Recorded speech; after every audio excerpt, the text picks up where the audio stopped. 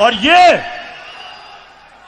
ये गीदड़ जो दुमदमा के बाहर भागा था, ये जनरल जिलानी के घर के ऊपर सरिया बनाते हुए मिनिस्टर बना था। ये वो आदमी है जो ज़ियाउल हक के जूते पॉलिश करते करते चीफ मिनिस्टर बना था।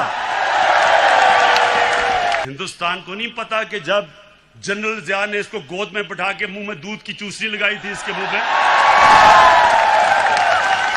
ये जो बाहर बैठ के इसने पाकिस्तानी फौज के ऊपर ये हमला जनरल बाजवा पे नहीं है, ये पाकिस्तानी फौज पे हमला है।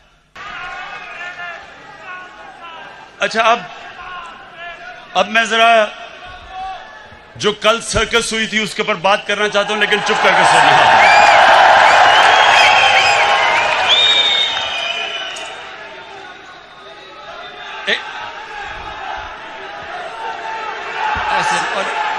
नारे नहीं,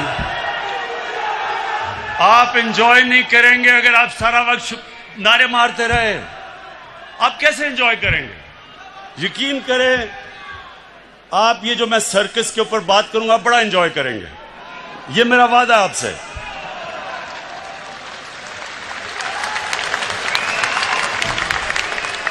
अच्छा, पहले आज से 11 साल पहले, ये सुन ले जरा, 11 साल पहले मैंने क्या कहा था, ये जरा पहले सुन ले, क्योंकि ये मैंने आप नहीं, ये मैंने सब पेशन गोई की हुई थी कि ये सर्कस एक दिन होगी। तो अगर ये आप वो 11 साल वाली वीडियो चला दें, लेकिन आपने एंजॉय करना है। मैं आपको ये भी कहना चाहता हूं कि इंशाल्लाह आप देखेंगे कि ये सब पार्ट, इनके जो इंटरेस्ट एक हैं, इन्होंने एक हो जाना है। अजरदारी और नवाज शरीफ ने इकट्ठे हो जाना है, क्योंकि इनके इंटरेस्ट है। क्योंकि ये जो मैं जो ये लेके आ रहा हूँ ना, नहीं होंगे, मैं जो हम कानून लाना चाहते हैं ना, ये दोनों नहीं बर्दाश्त करेंगे। अच्छा, ये दोनों इकट्ठे नहीं होंगे, ये मैं कह रही हूँ आपका शायद इकट्ठे होंगे, अंदर से हो जाएंगे, ऊपर से शायद पूरा कुछ निकलता है। अच्छा जी, अच्छा, अब तो ये मैंने सब पेशन गोई की थी कि जब चोरों की चोरी के ऊपर हाथ पड़ेगा तो ये जब तक नूरा कुश्ती खेल रहे थे सब इकट्ठे हो जाएंगे। और वो आपने रात खुद ही देख लिया, अल्लाह अल्लाह कैसे सब इकट्ठे थे, पहले भी कंटेनर में इकट्ठे हो गए थे। और अब मैं वो जो दो बच्चों ने तकरीरें की थी उनके ऊपर मैं बात नहीं करना चाहता। वो एक उनमें से नानी होगी है, लेकिन मेरे लिए बच्चे ही हैं वो।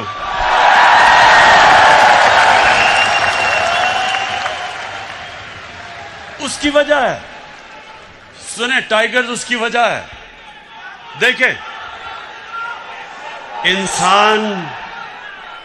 इंसान जब तक जिंदगी में स्ट्रगल नहीं करता वो लीडर तो बन ही नहीं सकता। उन दो बच्चों ने आज तक जिंदगी में 1 घंटा हलाल का काम नहीं किया।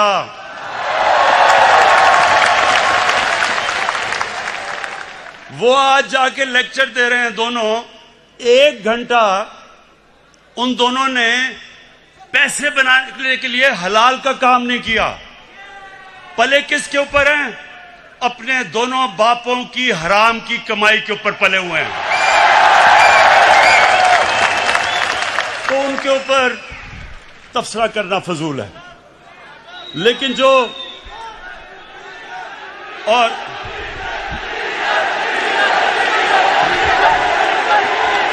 देखें, जो आदमी 11 की टीम होती है, 12वें को 12th मैन कहते हैं, जो 12th मैन है उसके ऊपर मैं क्या बात करूं। अच्छा, अब मैं असल, ये बड़ा गौर से सुनना आप, अब मैंने जो असल बात करनी है वो जो लंदन में आज बैठ के जिसने जो कल गुफ्तगू की, मैं उसके ऊपर बात करना चाहता हूं। लेकिन उससे पहले फैसल, सुने सुने सुने, उससे पहले आप जरा इसकी पहले शक्ल देखें, जब ये इंग्लैंड जाना था, जब और इंग्लैंड जाके इसकी शक्ल क्या बनी, जरा प्लीज दिखाएं।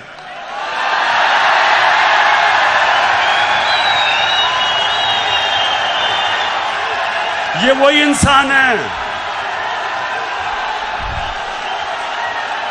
ये जो शक्ल थी, ये जब बस बस बस बस अच्छा, ये शक्ल जब शीरीन मजारी ने देखी तो तब बेचारी की आंखों में आंसू आ गए। और फिर से मैं बता दूं, शीरीन मजारी की आंखों में आंसू आना मुश्किल है, बड़ा मुश्किल काम है। लेकिन वो देखें, वो मेरी भी आंखों में आंसू आ जाते अगर मैं इसको अच्छी तरह जानता ना। अच्छा, अब एक मिनट, अब जरा वो दूसरा भाई साहब को जरा दिखा दें। ये लंदन में जरा भाई साहब क्यों आप सुन रहे हैं? पिटीशन लगी हुई है लाहौर हाई कोर्ट में। खुदा करे अल्लाह ताला अपने बेपाया फजलो करम से, अगर खुदा करे अल्लाह ताला अपने बेपाया फजलो करम से अगर इजाजत मिल जाए तो वो अपने वालिद साहब के साथ होगी, जो कि बहुत ही आम बात है। तो बाकी इनकी दूसरी जो ट्रीटमेंट जारी है, तो हार्ट के लिए इंशाअल्लाह जल्द अपॉइंटमेंट। मरियम बस ख्वातीन, रोना नहीं है आपने।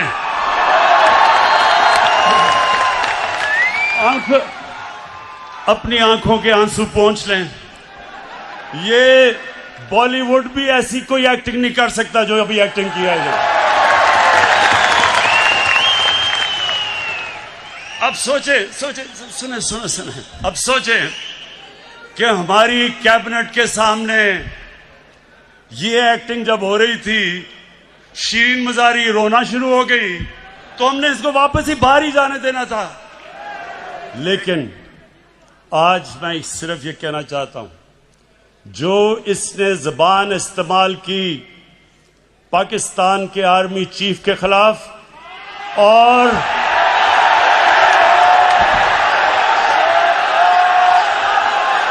आईएसआई के डीजी के खिलाफ,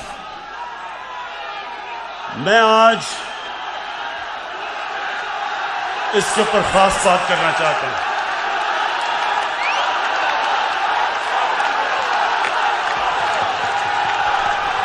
अच्छा, खामोशी, सुने जरा मेरी बात, सुने मेरे टाइगर्स और पाकिस्तान के नौजवानों, सुनो गौर से।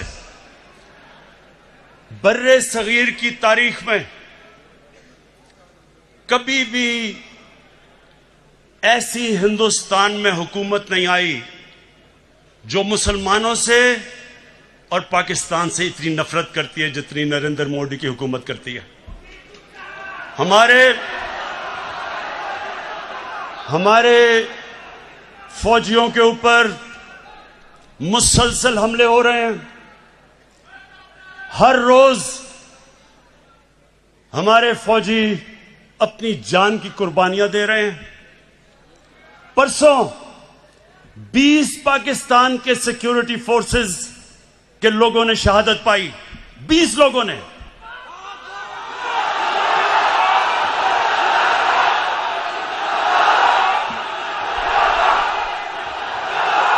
और ये क्यों अपनी जान की कुर्बानियां दे रहे हैं? हमारे लिए, मुल्क के लिए।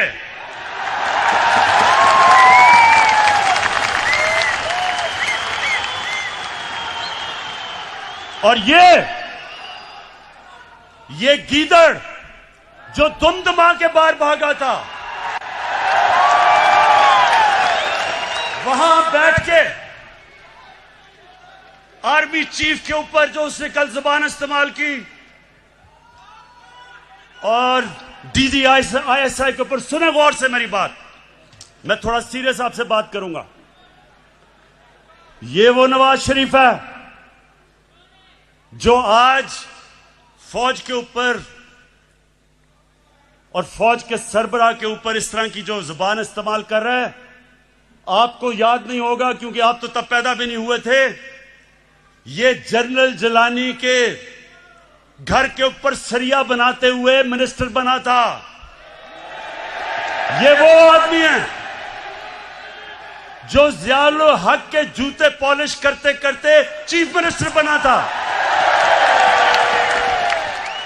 ये वो आदमी है जिसने जनरल दुरानी आईएसआई के जब चीफ थे, पीपल्स पार्टी के खिलाफ जब इलेक्शन हुई तो मिरान बैंक से इसने करोड़ों रुपया लिया था इलेक्शन लड़ने के लिए। डीजी आईएसआई की सुप्रीम कोर्ट को रिपोर्ट थी। लेकिन इस मुल्क की बदकिस्मती ये कि हमारे मुल्क की अदालतों ने इसकी मदद की हमेशा। ये वो आदमी है जिसने आसिफ जरदारी को 2 दफा जेल में रखा था। जनरल बाजवा ने नहीं डाला था और उसको कहता था पाकिस्तान का करप्ट तरीन आदमी है वो जरदारी। इसको ऊपर हुदायबा पेपर मिल्क का केस उसने इसके ऊपर बनाया था, जिधर अरबों रुपए इन्होंने करप्शन करके पैसा बाहर भेजा था, वो उसने नवाज शरीफ पे बनाया था। जनरल बाजवा ने नहीं बनाया था। ये वो नवाज शरीफ है और जरदारी, चुप करके सुने, चुप करें जरा, सुने मेरी बात। ये वो जरदारी है और नवाज शरीफ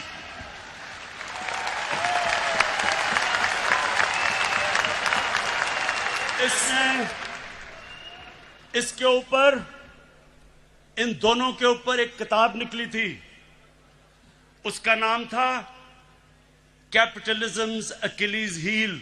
रेमंड बेकर ने किताब लिखी थी। ये इनके पहले दौर के बाद, जब इन दोनों ने 2 दफा बारियां लेकर मुल्क को लूटा था, उसने किताब लिखी और उसके ऊपर पूरा चैप्टर दिया कैसे इन दोनों ने इस मुल्क से पैसा चोरी करके मुल्क से बाहर लेके गए। जनरल बाजवा ने नहीं लिखी थी, रेमंड बेकर ने लिखी थी।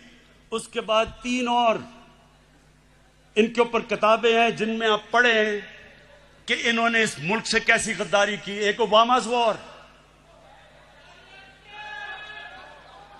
वॉर, एक है सूस्कीन, उसने किताब लिखी the way of the world.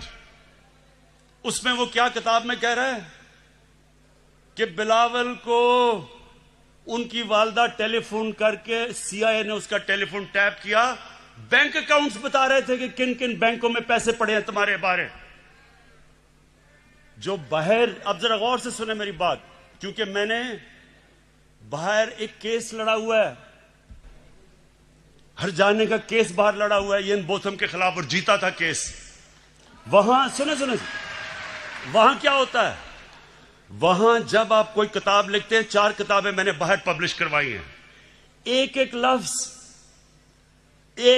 लफ्ज उस किताब में आप लिख नहीं सकते। वकील बैठता है और देखता है कि क्या आप साबित कर सकते हैं चीजें, नहीं तो आप कोई किताब नहीं बाहर लिख सकते क्योंकि इतने सख्त कानून है वहां। तो जो इनके ऊपर चीजें लिखी हुई हैं, एक गोस्ट वॉर्स है, एक और किताब, उसमें लिखता है कि नवाज शरीफ अमेरिकनों को कह रहा है कि अपने फौज यहां ले आओ। वो अपनी फौज से डरा हुआ था, अमेरिकी फौज को कह रहा था कि मुझे प्रोटेक्शन दो। उस किताब में लिखा हुआ है। सो ये वो लोग हैं, ये अपना चोरी किया हुआ पैसा बचाने के लिए ये इस मुल्क को बेच सकते हैं। इनका तो पैसा खुदा है। इन्होंने जो इस मुल्क से किया है वो मीर जाफर और मीर सादिक ने अपनी कौमों से किया हुआ था। पहले अपनी जात के लिए, अपने फायदों के लिए उन्होंने अपनी कौमों को गुलाम बनाया था। ये जो बाहर बैठ के इसने पाकिस्तानी फौज के ऊपर, ये हमला जनरल बाजवा पे नहीं है, ये पाकिस्तानी फौज पे हमला है।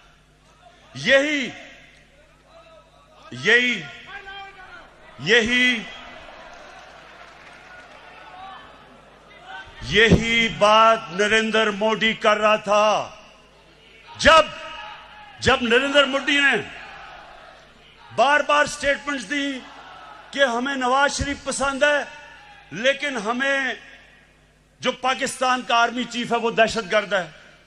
वो बार बार ये कहता था और नवाज शरीफ चुप बैठा हुआ था। मुझे क्यों नहीं नरेंद्र मोदी कहता कि इमरान खान ठीक है लेकिन जनरल बाजवा गलत है? वो क्यों नहीं कहता? क्योंकि उसे पता है कि मैं हिंदुस्तान की असल दुनिया में नरेंद्र मोदी की शक्ल दिखाई है दुनिया में कि कितना बड़ा इंतहा पसंद है ये।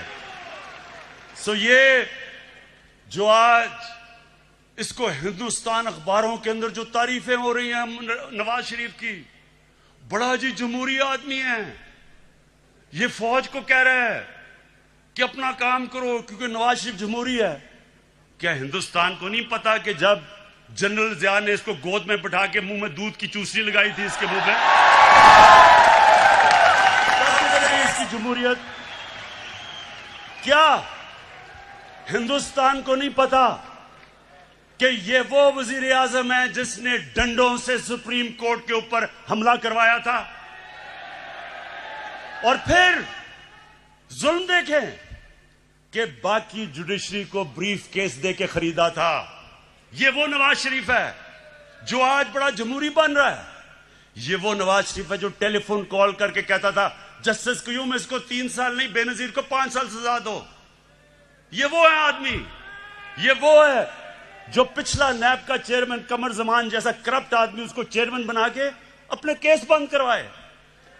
इसके लिए अदलिया तब तक ठीक है जब तक अदलिया इसके साथ खड़ी है।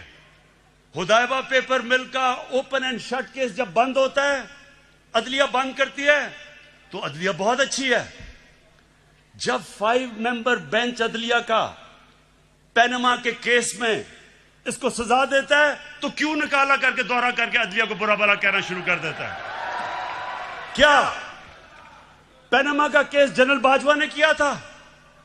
इंटरनेशनल जब इंकशाफ हुआ था तो वो क्या पाकिस्तानियों का कसूर था? सारी दुनिया के अंदर इंकशाफ हुआ जिसमें पता चला कि हर मुल्क के पॉलिटिशियंस ने किस तरह मुल्क से पैसा चोरी करके ऑफशोर कंपनीज में पैसा रखा हुआ था। तो तब किसका कसूर था? यहां लोगों के सामने बेशर्मी से झूठ बोलते हैं। वो भी झूठ बोलता है, उसका भाई भी झूठ बोलता है, बेटे भी झूठ बोलते हैं, बेटी भी झूठ बोलती है, और वहां जाके तकरीरें कर रहे हैं कि जी बहुत बड़े ये जमहूरियत के लिए खड़े हैं। इलेक्शन की बात करते हैं, ये जरा सुने। 2013 इलेक्शन के अंदर नेशनल असेंबली की सीटों में 137 पिटिशंस आई जिन्होंने चैलेंज किया कि उनके इलेक्शन में गड़बड़ हुई है। नेशनल असेंबली में 137 सीटें जिन्होंने पिटिशन दायर की। 2018 की इलेक्शन में सिर्फ 90 थे, 50% कम पिटिशंस थी। और नून लीग की, क्योंकि उनकी तो सिर्फ पंजाब में पार्टी रह गई है, पंजाब के अंदर उनकी सिर्फ 11 पिटिशंस थी। तहरीक इंसाफ की 13 पिटिशंस थी, यानी हमारी ज्यादा पिटिशन थी जिन्होंने कहा धांधली हुई है। तो मुझे यह बताएं कि जब 80% पोल का रिजल्ट आया, फैफन एक इंडिपेंडेंट इदारा है, उसने 80% ने कहा, 80% पाकिस्तान ने कहा इलेक्शन 2013 से बेहतर हुआ है, अच्छा इलेक्शन हुआ। तो मैं अब ये पूछता हूं कि जब हमने 2013 इलेक्शन के बाद मैंने सिर्फ 4 हल्के मांगे थे, 137 में से 4 हल्के मैंने कहा इनको खोल के बता दो, अगर ये ठीक है तो हम मान लेंगे इलेक्शन। इन्होंने 4 हल्के नहीं खोले, 1 साल के बाद सड़कों पे निकले। आखिर में जब 4 हल्के खुले, चारों के चारों अंदर धांधली थी। जब हमारी बारी आई 2018 में, इन्होंने कहा जनाब इलेक्शन में धांधली है। इनसे वो जो आजकल जेल में शहबाज शरीफ, हमने पहले कहा कि जो करना है आपने खोले, हम तैयार हैं इलेक्शन खोलने के लिए। अब इनको पता था कि 1100 पिटिशन थी इनकी सारी, इलेक्शन उन्होंने क्या खोलना था। तो ये वो लोग हैं कि जो बात करते हैं कि इलेक्शन के अंदर धांधली हुई। धांधली मैं आपको बताऊं किधर हुई। जो भी अभी इंकशाफ हुआ है, इलेक्शन में अभी एक बाय इलेक्शन हुआ जब नवाज शरीफ डिस्क्वालीफाई हुआ, उसकी बीवी को खड़ा किया, मरीम नवाज ने कैंपेन की। हमारे पास अब डॉक्यूमेंट्री एविडेंस है कि 250 करोड़ रुपया गवर्नमेंट का इन्होंने उस हल्के में इस्तेमाल किया इलेक्शन जीतने के लिए। ये हमने नैब को केस दिया है। हमने सारे इलेक्शन में 250 करोड़ खर्च किया, इन्होंने एक बाय इलेक्शन के ऊपर इस कौम का टैक्स के पैसे का 250 करोड़ रुपया खर्च किया। लेकिन मुझे एक खास मजा आया, एक और अल्लाह अल्लाह का सच आता रहता है सामने। एक इलेक्शन हुआ उस्मान डार का, और वहां एक सियालकोट का बहुत बड़ा रंगबाज है,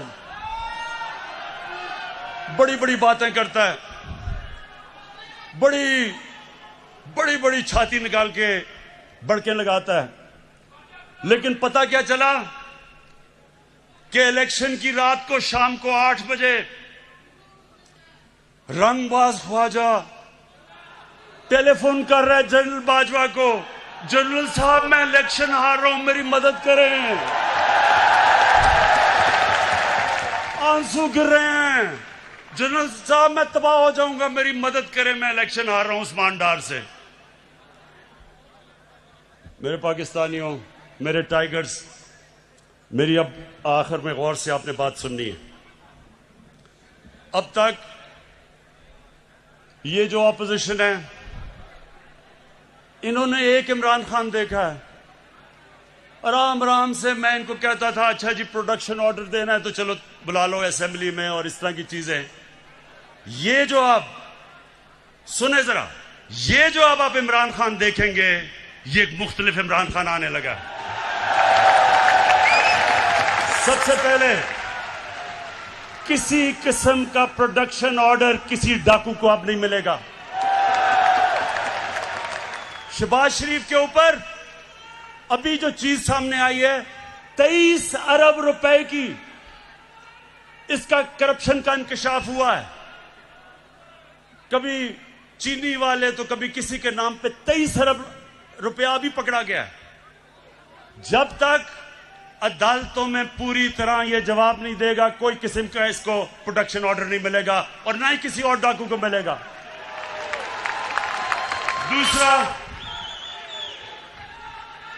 दूसरा ये जरा सुन लो। अब मैं अपनी पाकिस्तान की अदलिया को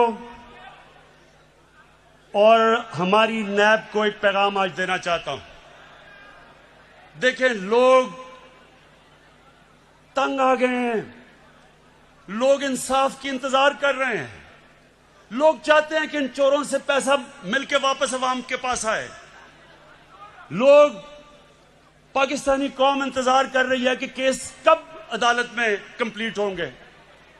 मेरी रिक्वेस्ट है जनाब चीफ जस्टिस साहब, जो गवर्नमेंट से आपको लॉजिस्टिकल सपोर्ट चाहिए हम देने के लिए तैयार हैं।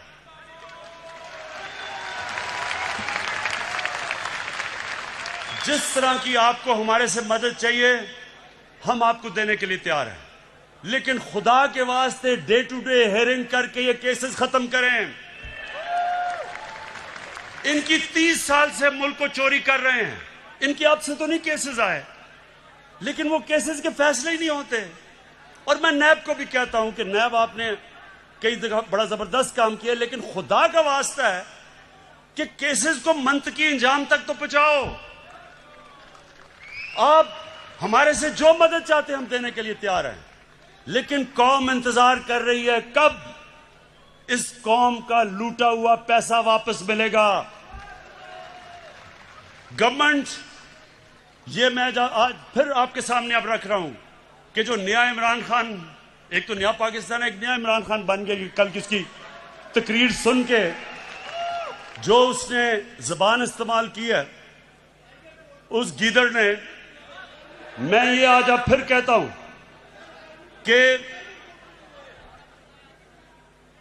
कि अब से कोई इनको वीआईपी जेल नहीं मिलेंगे, इनको आम कैदियों की तरह हम रखेंगे।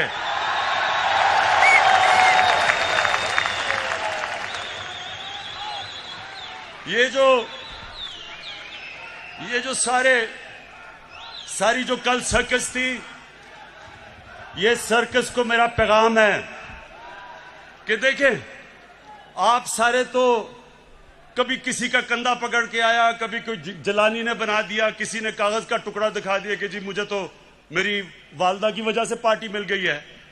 ये आपके सामने शख्स खड़ा है, इसने पहले तो 20 साल खेलों की ग्राउंडों में दुनिया की बेहतरीन लोगों से मुकाबला किया और उसके बाद 22 साल वाहिद पॉलिटिशियन हूं। 22 साल छोटी सी पार्टी से शुरू करके अवाम के पास जाके वाहिद पब्लिक मूवमेंट से पार्टी बनाई है। किसी का सहारा नहीं चाहिए। मैं आज आपको कह रहा हूं कि इंशाअल्लाह अब आपको मैं मुकाबला करके दिखाऊंगा। मैं सारी जो गवर्नमेंट के हमारे इदारे हैं, नैब हमारे आजाद है, अदालतें आजाद है, लेकिन मेरे नीचे जो अदारे हैं उनको मैं अब खुद तैयार करूंगा। इस मुल्क में वो लोग जिन्होंने चोरी करके मुल्क को लूट के पैसा बाहर लेके गए हैं, इंशाअल्लाह एक एक को हम पकड़ेंगे। मेरी रिक्वेस्ट है फिर से नैब को और अदालतों से कि आप प्लीज इनके फैसले करें। और मैं अदालतों को आज ये कहना चाहता हूं, जो ये कोशिश कर रहा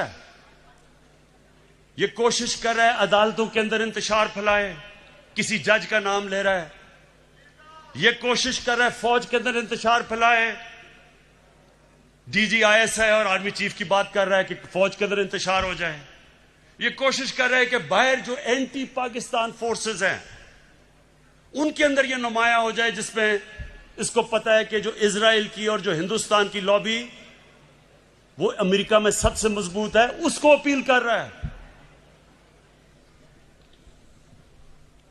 ये जो गेम खेल रहा है, मैं ये गेम सारी समझता हूं, मुझे सारी इंटेलिजेंस है ये क्या खेलने की कोशिश कर रहा है।